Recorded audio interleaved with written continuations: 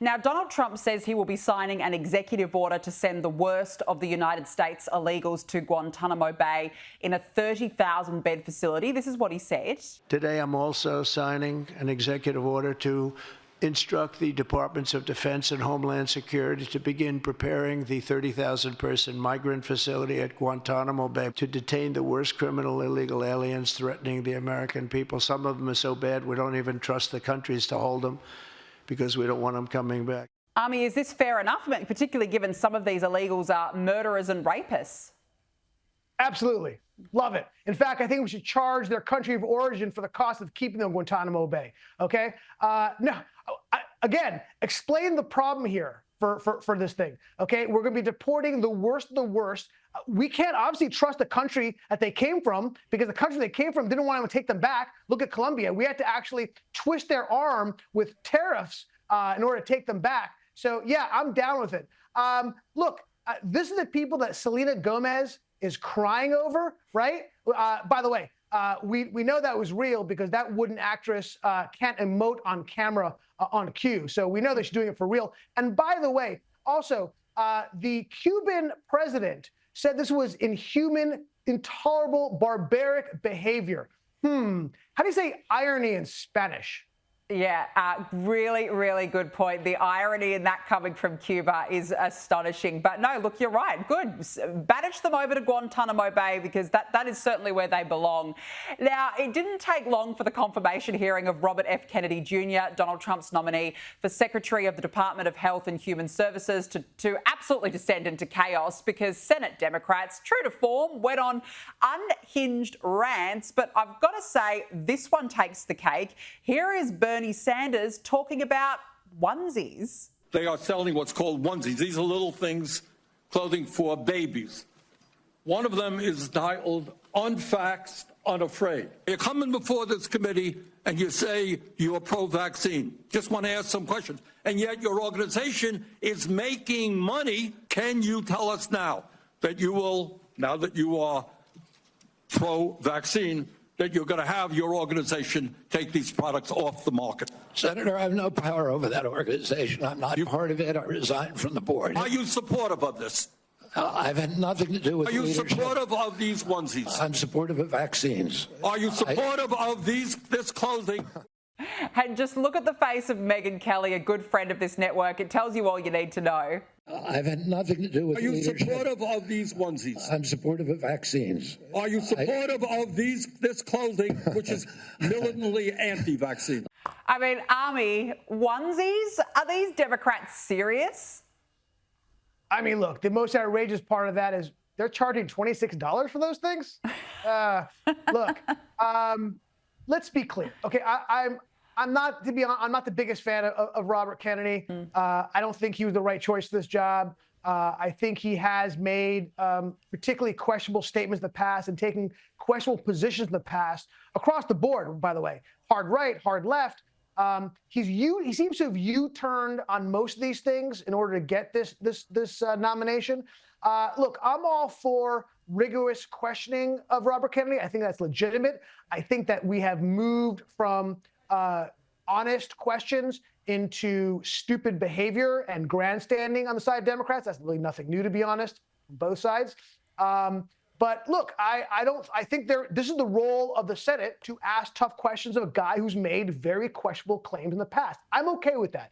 But when we start putting up, grandstanding with the onesies, I think we've gone a little too much. I think Megyn Kelly had it right there with her facial expression. Yeah, she did. I mean, it just descended into a farce as soon as they brought up the onesie photos, and then you just can't take it seriously anymore. That's the problem with these hearings. Now, Army security agents have escorted the Inspector General of the US Department of Agriculture out of her office after she refused to comply with her firing by the Trump administration. Phyllis Fong reportedly told colleagues that she intended to stay after the White House terminated her, saying that she didn't believe the administration had followed proper protocols. Army, look, these lefties, they can try as hard as they can, but why bother going up against Trump orders? Yeah, first of all, hey, IG, it's not your place to interpret the protocols and the legality of your firing, right? And that's the problem I think we have the IGs in general. I think they were a they had a world onto themselves. They felt they were disconnected from the law. They could do whatever they wanted. And that was the problem that Trump had from the beginning.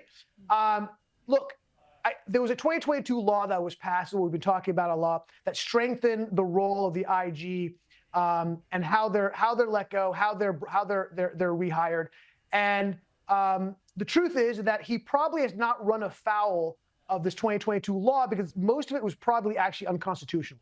That it is actually within the power of the president to fire these IGs. I think where he's going to have a problem where the 2020 law, well, I think will stand any legal and Supreme Court scrutiny, is that you really have to have independency when it comes to who the inspector generals are, the federal inspector generals. And I think that he won't be able to put in any lackey that he wants, that is going to have to go through rigorous approval. I think that's great. I think that's fair. But his ability to fire the inspector generals is within his purview, completely legal. And I think that when you have all the media, it goes back to the media, talking about how this goes against the law is simply untrue.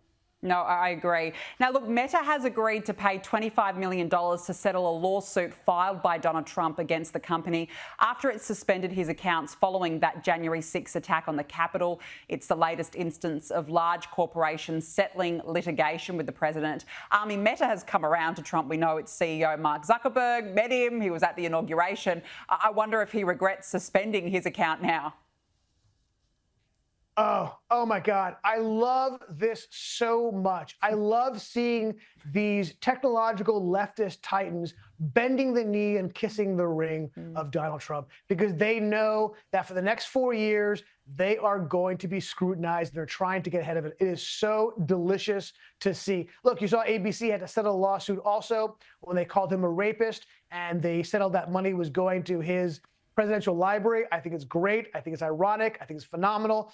Yeah, you're seeing all of these tech titans who were very supportive of Biden and Kamala and the left now turn around and say, I think we got it wrong. I think we better settle our accounts now to make sure we're good with President Trump. It's great. I love it. I love it too. You're right. They're all bending down to kiss the ring now after years of talking up against Trump, suspending his accounts. And now, look, suddenly, if you're not in the Trump crowd, it's better to be in than out. That's how I look at it. Now, Ami, we've got to say, we have been loving your posts on X because for 10 days, every day, as we can see here, you've been posting the Trump presidency and democracy has not ended every single day. Well, Ami, firstly, who would have thought? And secondly, how long do you reckon you're going to keep going with that? Oh, nothing gets by you guys at Sky News Australia, huh? You picked up on that. Listen, I'm a commit to the bit kind of guy. I'm going to be doing it for all 4 years of this presidency. I am so sick and tired of everyone telling me democracy has ended. I'm waiting for it. I will stop the tweets.